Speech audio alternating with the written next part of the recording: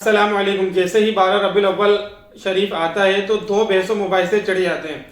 ایک بحث یہ ہوتی ہے کہ حضور صلی اللہ علیہ وآلہ وسلم اس دن 12 ربیع الاول کو دنیا سے پردہ فرما گئے تو اس لیے جشن نہیں منانا چاہیے۔ اب دوسری بحث اس پر ہوتی ہے کہ حضور صلی اللہ علیہ وآلہ وسلم اس مہینے میں دنیا میں آئے، 12 ربیع الاول شریف نہیں تو چلو آپ جو بولتے ہیں، آپ 8 ربیع الاول شریف کو بولتے ہیں حضور صلی اللہ علیہ وسلم تشریف لائے تو آپ اس کا جشن منا لیں، اس کی خوشی منا لیں۔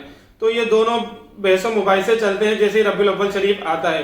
تو میں ان دونوں بحث و مباحثوں سے ہٹ کر ایک معاشرتی پہلو جو ہے وہ آپ کے سامنے رکھنا چاہتا ہوں۔ اب جیسے ہی ربیع الاول شریف آتی ہے، ہمارا گھر محلہ سجتا ہے، لائٹیں وغیرہ لگتی ہیں، تو میری بیٹی نے مجھ سے سوال کیا کہ پاپا یہ لائٹیں وغیرہ کیوں لگاتے ہیں ربیع الاول شریف کو؟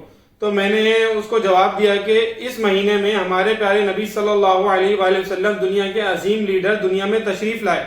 ہمارے معاشرے میں سب کو پتا ہے کہ سلمان خان کی کون سی فلم آئی گی، شاہ رخ خان کی کون سی فلم آئی ہے، کون سا گانا ٹرینڈنگ پر ہے، کون سا ٹک ٹاکر جو ہے وہ ٹرینڈنگ پر ہے، اور کون سا یوٹیوبر جو ہے اس نے کیا ولاگ بنایا، اس نے کیا کھایا کیا پیا، کون سے کپڑے پہنے، کہاں گھوما، کون سی گاڑی لی، سب کو پتا ہے۔ لیکن جو پتا ہونا چاہیے وہ ہمارے بچے کو نہیں پتا۔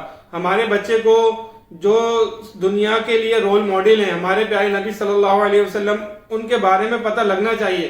تو اگر ہم یہ ایکٹیویٹیز کریں گے کہ اس مہینے ہمارے نبی صلی اللہ علیہ وآلہ وسلم دنیا میں تشریف لائے، ہم میلاد کریں گے، ہم حضور صلی اللہ علیہ وآلہ وسلم کی سیرت پر منعقد ہم پروگرام کریں گے، تو ہمارے بچوں میں شعور بیدار ہوگا کہ ہمارے نبی صلی اللہ علیہ وسلم نے کیسے زندگی گزاری، اور سیکھنے کا ان میں جذبہ پیدا ہوگا۔ تو اگر ہم معاشرتی پہلو بھی دیکھیں تو یہ معاشرتی پہلو کے لحاظ سے بھی جشن منانا اور خوشی منانا بہت ضروری ہے، کیونکہ جس طریقے سے دور آگے چلتا جا رہا ہے اس طریقے سے تبلیغ کے طریقے بھی چینج ہوتے جا رہے ہیں۔ اب لوگ بولتے ہیں کہ صحابہ کرام کے زمانے میں یہ نہیں ہوا تھا، صحابہ کرام کے زمانے میں ایسا نہیں ہوا تھا، صحابہ کرام نے ایسا نہیں کیا تھا۔ تو وہ جو پرانا دور تھا اس وقت کی تبلیغ کی ریکوائرمنٹ الگ تھی، آج کل کا جو دور ہے اس وقت کی تبلیغ کی ریکوائرمنٹ الگ ہے۔ پہلے تبلیغ دوسرے طریقے سے ہوتی تھی اور آج تبلیغ دوسرے طریقے سے ہوتی ہے۔